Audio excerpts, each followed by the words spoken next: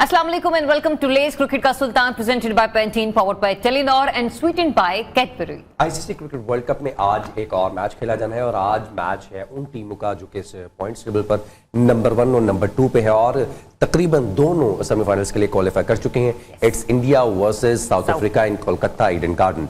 और टॉस की अपडेट ये है कि रोहित शर्मा ने टॉस जीता है और पहले बैटिंग का फैसला किया है, जो कि ऐसा लग रहा था कि यही फैसला किया जाएगा अगर साउथ अफ्रीका भी टॉस जीती, क्योंकि साउथ अफ्रीका अपनी स्ट्रेंथ के साथ जाती पहले बैटिंग करने और इंडिया ने अगर टॉस जीतना था तो साउथ अफ्रीका को चैलेंजिंग सिचुएशन में लेके जाते इन द चेस, क्योंकि साउथ अफ्रीका जब 2 दफा चेस करने में आया है, एक दफा तो मैच हार गया और एक दफा पाकिस्तान के खिलाफ मैच हारते हारते जो है वो बच गए कहीं ना कहीं। मैं हूं आपका होस्ट फैजान अहमद भट्ट और मेरे साथ है ज़रिया राजपूत। डेफिनेटली बहुत सारी चीजें आपको फैजान ने अपडेट करती है, लेकिन आज की गेम ही हमें बताएगी कि बेस्ट कौन है, क्योंकि इंडिया अभी तक अनबीटेबल रहा है थ्रू आउट द टूर्नामेंट, जबकि साउथ अफ्रीका को नीदरलैंड से शिकस्त हुई थी। बट उसके अलावा भी हमने देखा कि चेजिंग में फंसे, लेकिन फिर भी पाकिस्तान के हाथों से मैच आखिरी बॉल तक लेकर चले गए। इसी पर बात करेंगे, हमारे एक्सपर्ट हमें ज्वाइन करेंगे फॉर्मर चीफ सिलेक्टर हारून रशीद साहब। सर बहुत शुक्रिया आपके वक्त के लिए। अब्दुल रहमान आज हमारे साथ नहीं है ड्यू टू पर्सनल कमिटमेंट्स। हारून साहब, टॉस हो गया और इंडिया ने अपनी स्ट्रेंथ को देखते हुए बैटिंग का पहले फैसला किया, जबकि साउथ अफ्रीका के माइंड में भी यही था कि अगर वो टॉस जीते तो बैटिंग का फैसला भी वही पहले करे, but who win the toss? उसके पीछे ना एक रीज़न है। उसका रीज़न ये है कि हम जब इसके पूरे स्टैट्स देखते हैं हम कोलकाता के, तो हमने पहले भी डिस्कस किया था यहाँ के पहले बैटिंग करना सूटेबल है, क्योंकि बाद में जाके पिच जो है ना वो थोड़ी सी ख़राब हो जाती है और बॉलर्स को ज़्यादा हेल्प करती है। और यहाँ पर देखा यही गया है कि अबाउट 70% और मोर टीमें जो हैं वो जीती हैं जो पहले बैटिंग करते हुए, क्योंकि इनकी पिच की नौयत ऐसी है। आज भी पिच तो बिल्कुल फ्लैट लग रहा था, इसीलिए वो बेटर कंडीशन के ऊपर बैटिंग करना चाहते हैं। और ऑब्वियसली आपको पता है कि इंडिया बीइंग होस्ट उसका अपना होम ग्राउंड है, तो उनको उनकी पिचेस के बारे में ज़्यादा पता है as compare to other countries. So जो बाउमा का ये था कि वो क्यों बैटिंग करना चाह रहे थे, क्योंकि स्ट्रेंथ ही यही है। पहले इतना बैटिंग करके वो इतने रन्स कर देते हैं कि फिर दूसरे उनकी अच्छी बॉलिंग और फील्डिंग की वजह से दूसरों को वो रन्स करने नहीं देते। लेकिन आई थिंक इसमें जो इस वक्त तो क्लैश ऑफ टाइटन्स जिसको कह रहे हैं कि भाई दोनों टीमें टॉप पे पहुंची हुई हैं और लोग एक्सपेक्ट कर रहे हैं कि ये दोनों टीमें फाइनल में भी नजर आएंगी। यू नेवर नो, क्रिकेट में अप्स एंड डाउन होते रहते हैं। जिस तरह पाकिस्तान आउट ऑफ नोवेयर एक पोजीशन बनती हुई नजर आ रही है, और पाकिस्तान अगर सेमीफाइनल में पहुंच गया तो मैं समझता हूँ सारी कैलकुलेशन जो है सब इधर उधर रह जाएंगी। क्योंकि पाकिस्तान जब क्रंच मैचेस पे पहुंचता है, जब उसको आप दीवार से लगाते हैं, हाँ वो बिल्कुल, और जब वो अगर दीवार से जब आप लगा देते हैं उसके बाद जो निकल के आते हैं तो बहुत स्ट्रॉन्ग, और हमने देखा जिस तरह वो स्ट्रॉन्ग आए हैं। सो आई होप कि ये ऐसे ही हो। लेकिन अगर ये दोनों टीमें बहुत अच्छी हैं और एक दूसरे के ऊपर ये कोशिश करेंगी कि अपने जीत का जो मोमेंटम है उसको कायम रखें, और इसलिए ये इंटरेस्टिंग है कि लोग इस चीज़ के ऊपर नहीं है कि जी कोई 1 हो जाएगा या 2 हो जाएगा, वो जीतने की उसमें होंगे कि जी हमें ये मैच जीतना है, ताकि हम बताएं कि साइकोलॉजिकली भी जो ये आज मैच जीत के जाएगा ऊपर, तो फाइनल में अगर वो टकराते हैं आपस में तो एक थोड़ा सहज उनको तो भी लोगों के लिए फेवरेट टीम वो हो जाए। हाँ, इंडिया ने भी 2 दफा पहले बैटिंग की, लेकिन 7 मैचेस खेले हैं, 5 मैचेस में उन्होंने चेस करके मैच जीते हैं। 2 मैचेस जिनमें उन्होंने पहले बैटिंग की, एक तो श्रीलंका के खिलाफ था लास्ट मैच जिसमें उन्होंने 55 पे ऑल आउट कर दिया श्रीलंका को, लेकिन जो इंग्लैंड के खिलाफ मैच था उसमें हमने देखा कि उनकी बैटिंग फंसी और हमने ग्रेट बैट्समैन को भी वहां पर पैनिक होते हुए देखा। श्रीलंका की बॉलिंग इतनी अच्छी नहीं थी सॉरी, जिसकी वजह से आप इंडिया की टीम को फंसा सकते या थोड़ा सा तंग कर सकते। लेकिन डू यू थिंक कि साउथ अफ्रीका पहले बॉलिंग कर रहे हैं, उनके पास ऐसे बॉलर्स हैं, आतिफ शमसी को खिलाया जा रहा है, जेरल कोइटजी जो है वो टीम में शामिल नहीं है, क्या वो इंडियन बैटर्स को उतना तंग कर पाएंगे कि वो पैनिक करें और अपनी विकेट्स गंवाएं? देखिए ये सब डिपेंड करता है कि पिच जो है वो स्पिनर्स को कितनी ज्यादा हेल्प करती है। नॉर्मली यहाँ पर इसीलिए उन्होंने स्पिनर ऐड किया है, क्योंकि ये पिच जो है उसमें स्पिनर्स को काफ़ी हेल्प मिलती है, और हमने देखा भी है पिछले मैचों में भी कि स्पिनर्स ने काफ़ी तंग किए, बैट्समैन को आसानी से रन्स नहीं बनाने दिए। जो इंग्लैंड के मैच की बात कर रहे हैं जिसमें उन्होंने कम रन्स किए थे, अगर आपको याद होगा उस मैच में इंग्लैंड के बॉलर्स ने बॉलिंग बहुत अच्छी की, पिच भी थोड़ी सी पिच भी कंड्यूसिव थी बॉलिंग के लिए, और इस वजह से आप देखेंगे उन्होंने भी कम रन्स किए, फिर उन्होंने उसको डिफेंड भी किया। तो ये एक बहुत बड़ी चीज़ होती है, क्योंकि पिचेस के ऊपर बड़ा डिपेंड करता है। कल के मैच में आप देखें टोटली फ्लैट पिच थी, बैटिंग ओरिएंटेड पिच थी, 401 रन हुए। अगर वो पूरा मैच होता तो वो भी 401 रन 400 में 400 हो रहे थे फखर जमान सेट के। ना तो स्पिन हो रहा था, ना टर्न हो रहा था, ना स्विंग हो रहा था, ना सीम हो रहा था, बॉल सीधा बल्ले पे आ रहा था। इसीलिए तो देखे ना, उन्होंने भी आप देखिए जो 401 रन ऐसे तो नहीं कर दिए ना। हमारे पास भी तो बॉलर्स अच्छे खासे तेज बॉलर्स थे, ठीक है, 4 फास्ट बॉलर्स के साथ खेले, वो एक अलग पॉइंट है। लेकिन उसके बावजूद हमारे वो बॉलर्स ऐसे तो नहीं है कि जो इतनी आसानी से जो है वो इस तरह की हिटें खा लें। तो पिच वाकई अच्छी थी पहली इनिंग में भी, और उसके बाद दूसरी इनिंग में भी हमने देखा कि बहुत ही अच्छा खेले बाबर आजम और फखर जमान। बैट बिल्कुल बॉल बिल्कुल बल्ले पे आ रही थी, और जो भी हिट वो मारते थे ग्राउंड के बाहर ही जा रही थी। तो पिचेस के ऊपर बड़ा फर्क पड़ता है। तो ये वाली पिच थोड़ी सी टेस्टिंग होगी, लेकिन अर्ली बैट करने वाले को, जो पहले बैट करने वाले को थोड़ा सा फायदा देगी। 15 से 20 ओवर तक, जब तक कि इसके डिपेंड कर, आप देखेंगे कि 4 से 5 ओवर में अगर बॉलर्स के फुटमार्क्स आपको बहुत ज्यादा नजर आने शुरू हो गए तो समझ लें कि पिच इतनी ज्यादा ऊपर से फर्म नहीं है, तो आगे जाके और ज्यादा खराबी होती जाएगी। अच्छा अरुण साहब, हमने जब ग्राउंड स्टैट्स पढ़े हैं तो हमें यहाँ पे नजर आया है कि यहाँ पे पेसर्स ने ज्यादा विकेट ली, वो 99% है। कंपैरेटिवली अगर हम स्पिनर्स की बात करें तो उनका यहाँ पे जो रेशियो रहा है वो 36% का रहा है, जो कि एक खासी हद तक कम है। लेकिन इसके बावजूद जब आपके सामने इंडिया की बैटिंग हो तो वहां पर स्पिनर अटैक आपको लगता है कि जरा ज्यादा अच्छे तरीके से काम कर जाएगा? देखिए ये चीजें जो आप बात करें ना, ये डिपेंड सारा करता है कि आपकी पिच किस किस्म की बॉलिंग को हेल्प कर रही है। अगर वो पिच स्पिनर्स को हेल्प कर रही है तो स्पिनर्स ज्यादा विकेट्स लेंगे। अगर वो फास्ट बॉलर्स को हेल्प कर रही है तो फास्ट बॉलर्स ज्यादा विकेट लेंगे। और वनडे के फॉर्मेट में यूजुअली मैं देखता हूं कि जो बाहर की टीमें हैं वो अपने एक स्पिनर के साथ जाने की कोशिश करती हैं। 4 फास्ट बॉलर्स या 3 फास्ट बॉलर्स, एक ऑलराउंडर को खिला देते हैं जो मीडियम पेस बॉलर होता है। तो इसलिए 40 ओवर तो लगभग आपके फास्ट बॉलर्स करते हैं, तो 10 ओवर्स में तो स्पिनर का तो रेशियो नीचे ही रहेगा ना, क्योंकि उन्होंने 10 ओवर में तो सब आउट नहीं करेंगे। सो फास्ट बॉलर्स ज्यादा खेल रहे होते हैं। इंडिया क्योंकि हमेशा से 2 स्पिनर्स के साथ खेलता है, तो जब इंडिया मैच खेल रहा होगा यहाँ पर तो इंडिया के चांसेस हैं कि वो स्पिनर्स जो है वो मिडिल ओवर्स में आके विकेट्स लेते हैं। लेकिन इस वक्त तो इंडिया की जो फास्ट बॉलिंग है इतनी जबरदस्त फॉर्म है, स्पिनर्स बहुत अच्छे खेल रहे हैं और फास्ट बॉलर्स भी बहुत अच्छे खेल रहे हैं, और उनको खेलने नहीं, फास्ट बॉलर्स उनको इतना अच्छा स्टार्ट दे रहे हैं कि नीचे उनकी जरूरत ही नहीं पड़ रही स्पिनर्स के आगे के वो कुछ आउट कर दें। और देखें ना पिछले मैच में तो शामी ने, बुमराह ने तो मैच, सिराज ने मैच खत्म कर दिया था ऊपर। अच्छा, जब हम बात करते हैं बॉलर्स की तो साउथ अफ्रीका के पास भी कम अच्छे बॉलर्स नहीं है। Kagiso Rabada, Lungi Ngidi, Marco Jansen, Keshav Maharaj और तब्रेज शमसी, जिनको आज का मैच खिलाया जा रहा है एक मैच छोड़ने के बाद। हमने साउथ अफ्रीका का ट्रैक रिकॉर्ड इंडिया के खिलाफ अच्छा देखा है।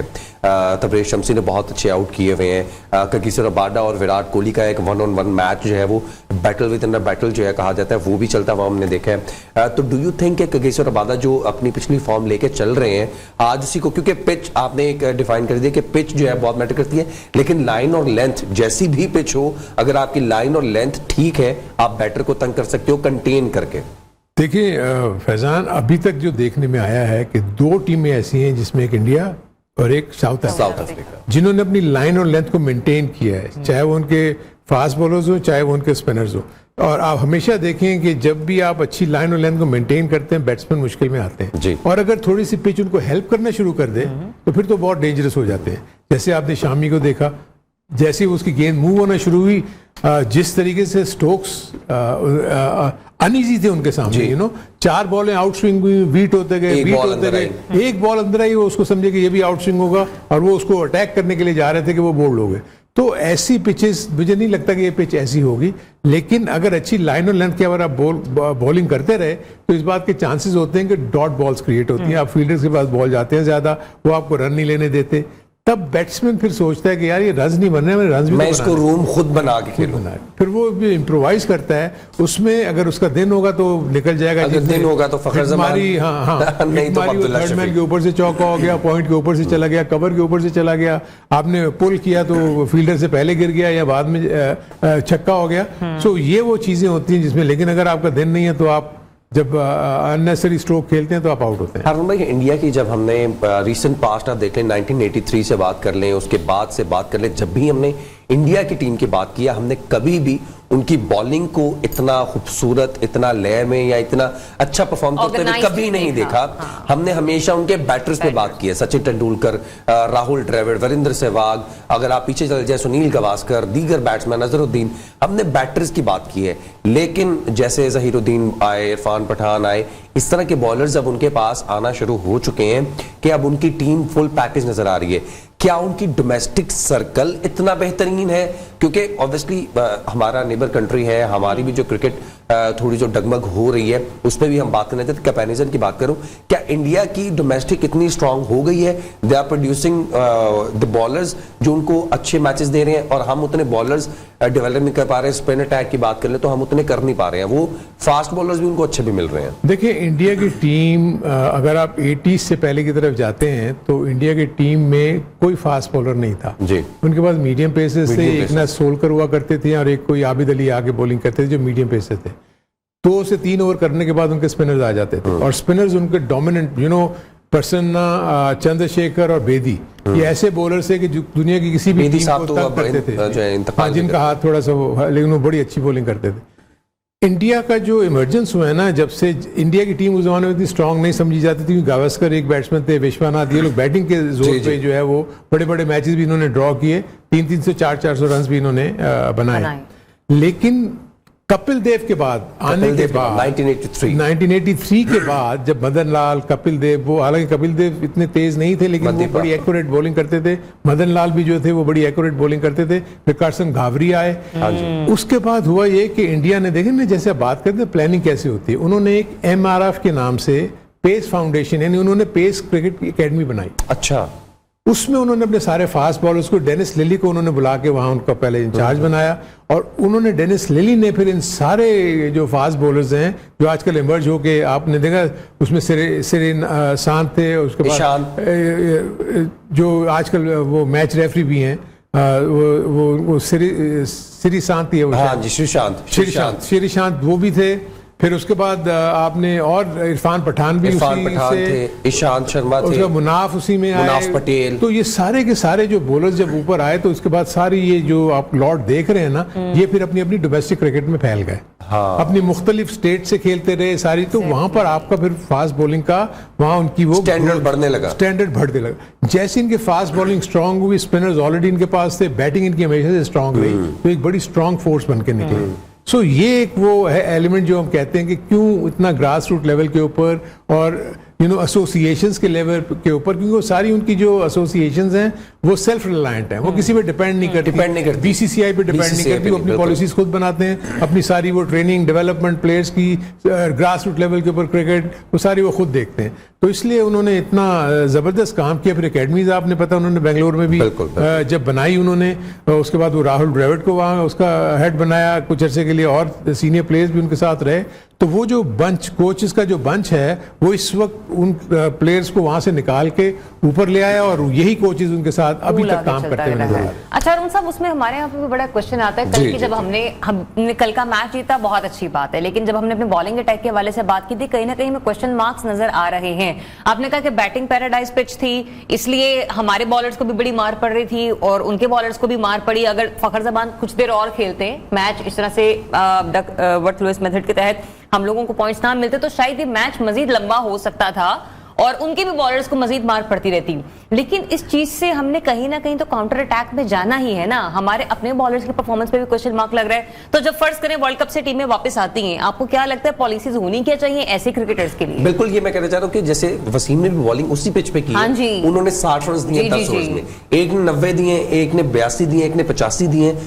लाइन और लेंथ की जो बात करते हैं आप, हारिस रऊफ की लाइन और लेंथ उतनी बेहतरीन नहीं है। और दीगर जो हमारे प्लेयर्स हैं उस पर बात कर रहे हैं कि इनको डोमेस्टिक खेलना चाहिए।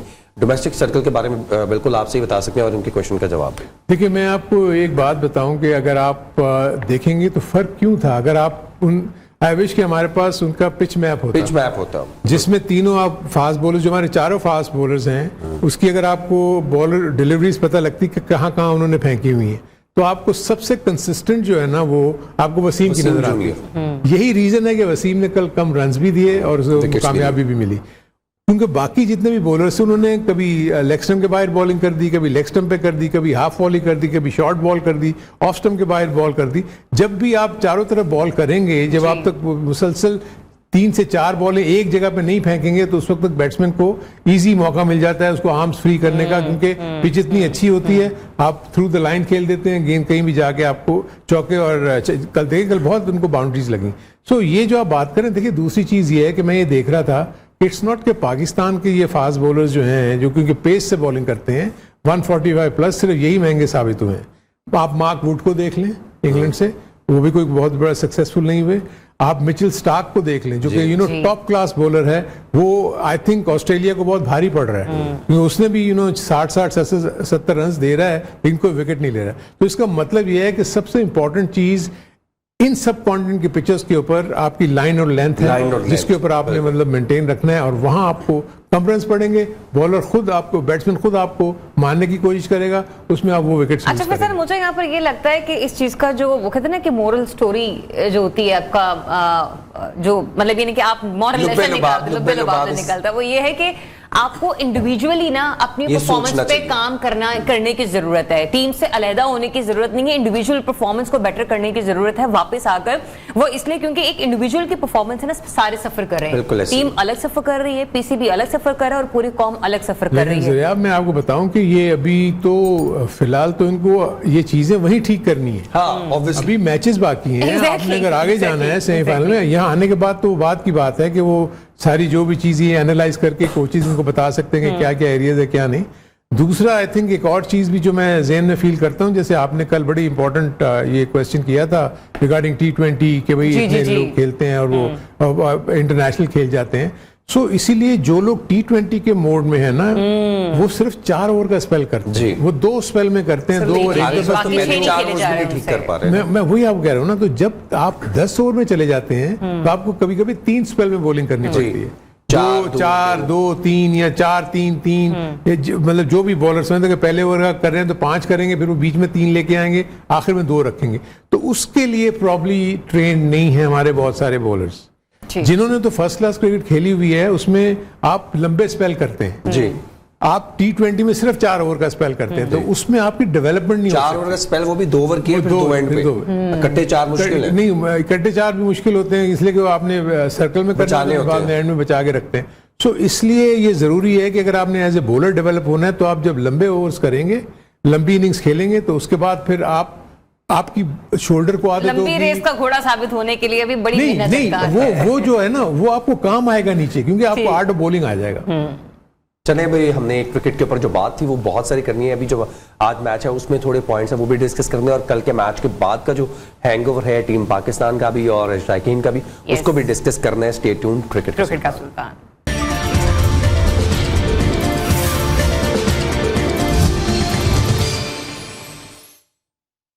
जी तो वेलकम बैक वंस अगेन। और ब्रेक पर जाने से पहले बात हो रही थी पाकिस्तान की कल की जीत के हवाले से कि जिसका हैंगओवर ना तो भी हमारे सरों से उतरा है और ना ही टीम से उतरा है, और हम चाहते हैं कि ये ना उतरे, क्योंकि इसी खुमारी में हम चाहते हैं कि वो अपने अगले मैचेस भी जरूर जीते हैं। ऐसे में एक स्टेटमेंट सामने आई, फखर से कहा था जबरदस्ती शॉट्स ना मारो, ये बाबर की स्टेटमेंट है जिसपे वो और फखर की हवाले से कॉन्वर्सेशन हुई है, लेकिन जबरदस्ती छक्के मारे फखर ने। यकीन था फखर जमान 15 ओवर्स खड़ा रहा तो 400 रन बना ही लेंगे। हाँ, दोनों ने तय किया था कि पिच अच्छी है, पार्टनरशिप को लंबा लेकर जाएंगे। कप्तान बाबर आजम का जीत के बाद मैच प्लान पर इजहार ख्याल, और क्या प्लान था आप भी सुन लिए और हम भी सुनते हैं। Exactly, such a beautiful conversation we just listen, और बड़ी अच्छी एक बॉडी लैंग्वेज हमें दोनों की नजर आई, दोनों बड़े काम, बड़े कूल हमें नजर आए।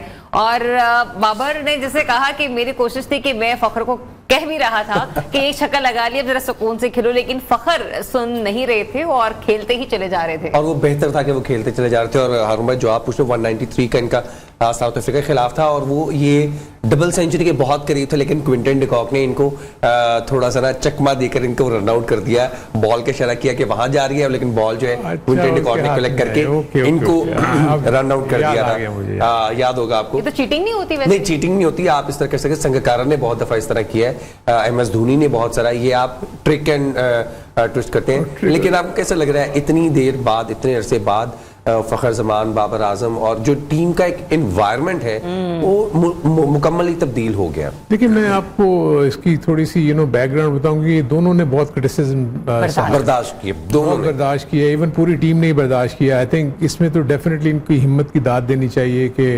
इतने एडवर्स कंडीशन में जब इनको पता हो कि कोई इनके साथ नहीं है, इनको पता है हमने डिलीवर करना है और उसके बाद इस अंदाज में ये वापस आए, कम बैक करें, तो ये तो बहुत ही बड़ी बात होती है।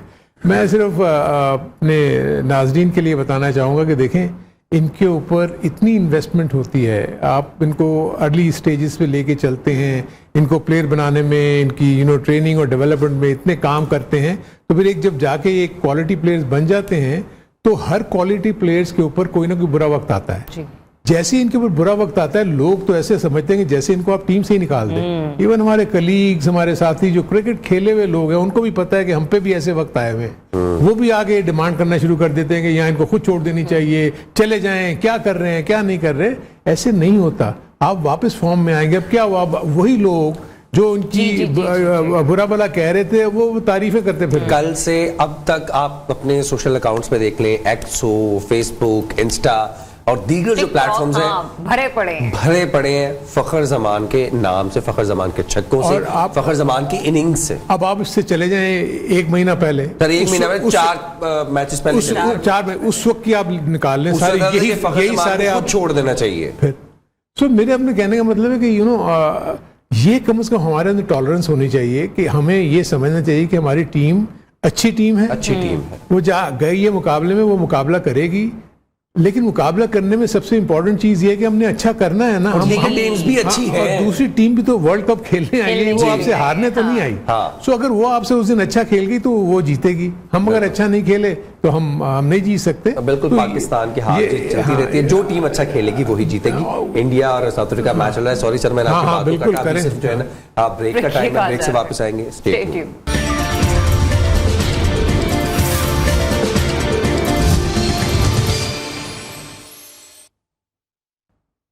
Welcome back to let's cricket का सुल्तान। और जना बड़ा ही इंटरेस्टिंग मैच इस वक्त चल रहा है। शुभमन गिल और रोहित शर्मा ने एक आखिरी लाठी चार्ज शुरू कर दिए है। 5 ओवर्स हो गए and it's almost 45-47 I guess. जी, अभी 5 ओवर कंप्लीट नहीं हुआ और स्कोर जो है वो तकरीबन 50 के करीब पहुंच चुका है। लाठी चार्ज शुरू हो चुका है और इसके बाद भी लाठी चार्ज शुरू होगा। वो ये कैच छोड़ दिया, I think it's a drop catch of Rohit Sharma और तबरेज शमसी ने कैच छोड़ दिया है।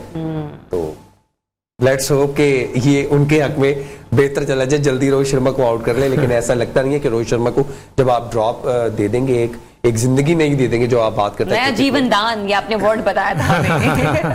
देखिए इसमें तो साफ नजर आ रहा है कि पिच जो है वो बड़ी अच्छी है बैटिंग के लिए। अच्छा टॉस था जो जीत की बैटिंग की, क्योंकि इतनी ज्यादा मदद नहीं मिल रही। इवन के हैंसन ने जो पहला ओवर किया उसमें तो उनसे वाइड ही कंट्रोल नहीं हो रही थी, शायद उनसे स्विंग ही कंट्रोल नहीं हो रहा था। उनको पता ही नहीं लग रहा था कि वो कौन सा स्विंग करना चाह रहे हैं और गेंद कहाँ जा रही है। सो बहुत अच्छा स्टार्ट दिया। आई थिंक रोहित शर्मा तो जब भी जितने अर्सा वो विकेट पे रहेंगे वो रन्स तो तेजी से बनते रहेंगे। वो ऐसे क्रिकेट खेलेंगे जैसे भी खेलते हुए नजर आ रहा है। बाउंड्रीज की शक्ल में उनको रन्स मिलते हैं, वो सिंगल्स पे इतने ज्यादा बिलीव नहीं करते। बाय द टाइम जब वो जाते हैं तो 10 ओवर में 70-80 लग चुका होता है। तो वही स्टार्ट चाहिए होता है किसी भी अच्छी टीम को।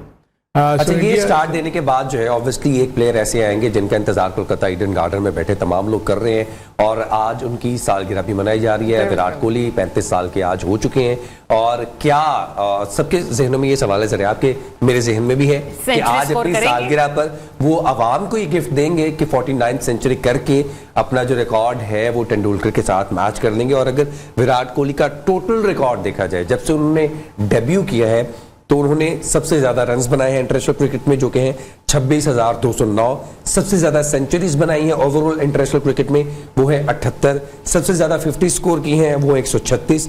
सबसे ज्यादा 200 रन स्कोर किए हैं वो है 7। सबसे ज्यादा चौके मारे हैं वो है 2588। प्लेयर ऑफ द मैच जो है वो मैच जीते हैं 65 दफा।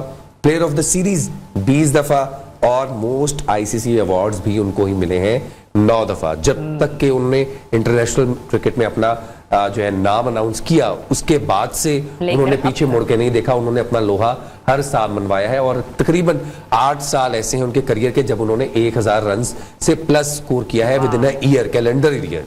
और तेंदुलकर ने सिर्फ 7 साल ऐसे हैं जिसमें उन्होंने 1000 रन से जो है ना प्लस किए स्कोर। आई थिंक ट्रमेंडस, इसमें तो किसी किस्म की दो राय नहीं हो सकती कि इतना अच्छा और ग्रेट प्लेयर जी इंडिया ने बहुत सारे प्लेयर्स उन्होंने प्रोड्यूस किया। आई थिंक इंडिया खास तौर पर बैटर्स के पॉइंट ऑफ व्यू से मैं समझता हूँ कि दुनिया को बड़े बड़े नाम दिए उन्होंने, चाहे अजहरुद्दीन ले लें, चाहे आप गावस्कर ले लें, चाहे आप तेंदुलकर ले लें, राहुल द्रविड़ ले लें, आप इवन धोनी ने भी एज विकेट कीपर बैट्समैन जो है बहुत ही आउटस्टैंडिंग वीवीएस लक्ष्मण का नाम ले लें, लक्ष्मण का नाम ले लें, आप सहवाग का नाम ले लें, आप जडेजा का नाम ले लें, सो विश्वनाथ जो पुराने जमाने में बहुत जबरदस्त वेंकसाकर।